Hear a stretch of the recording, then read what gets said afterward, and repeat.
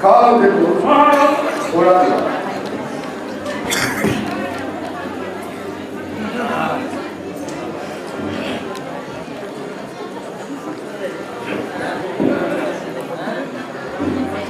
川野でツイッターでください。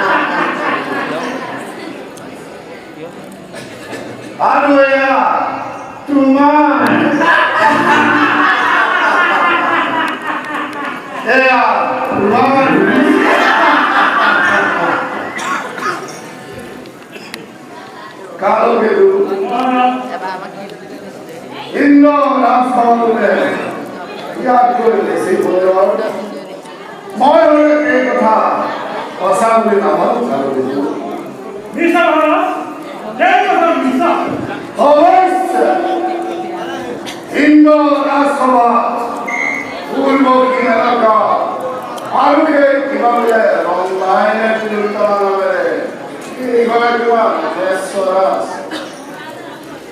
তাই হলো সে কি চাব পৰা হলে বেয়া আছিল কাৰণ কিন্তু আজিৰ পৰা নতুন বন্দবস্ত সদায় একে বস্তু ভাল নহয় বুজিছা বুঝিছো মহাৰাজ তাৰ পিছে নতুন ফুল খুলিলে তাক আগৰ কাষলৈ আনি বাহিৰলৈ দলিয়াই দিবা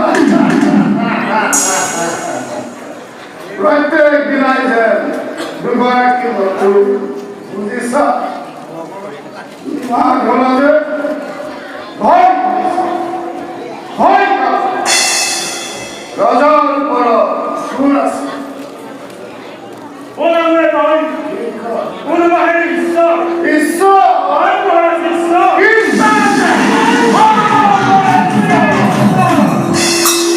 এই খবর অনিশ্চ সেই নিত্যানন্দ নিরন্ত করি ঈশ্বর ঈশ্বরত্ব অস্বীকার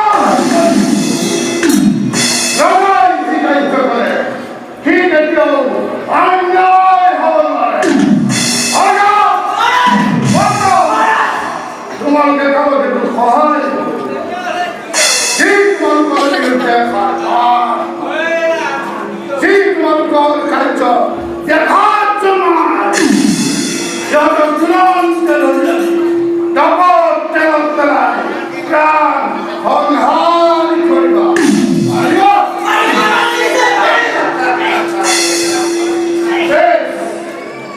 এতিয়া তোমালোক যোৱা অৰ্থকে মিললে বিশ্ব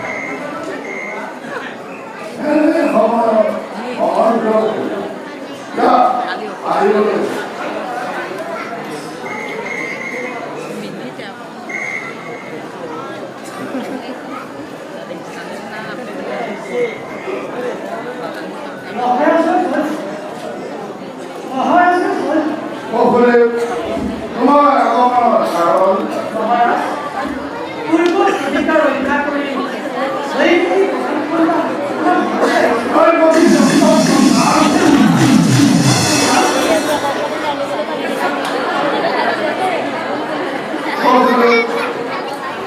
তুমি প্রচার করে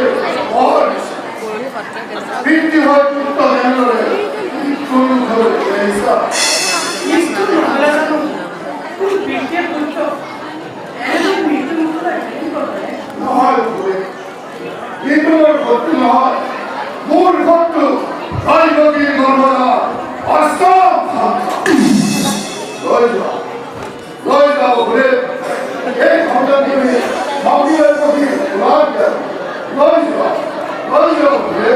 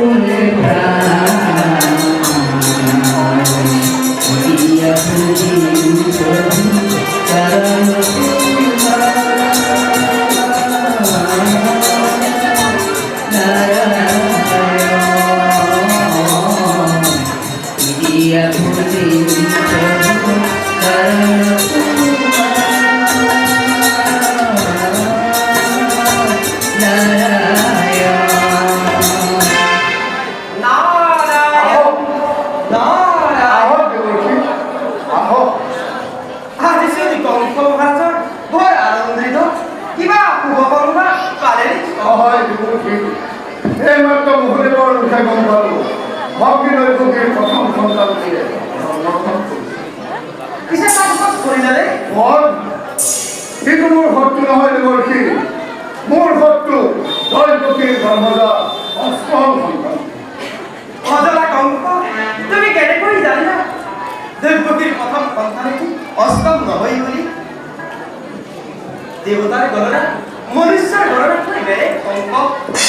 চাওঁ এইফালে আছো আৰু মোৰ হাতত থকা এই অষ্টদল পদ্ম পানীলৈ চোৱাচোন।